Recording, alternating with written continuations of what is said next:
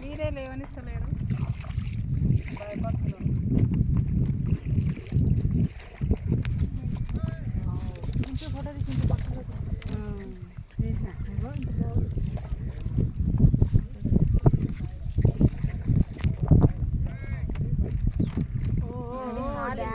ఏం కాదులే, ఏం కాదు.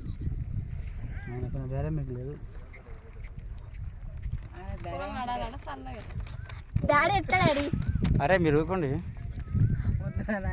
డాడీ ప్లీజ్ ఇంకా రాడు నెక్స్ట్ చేది చేది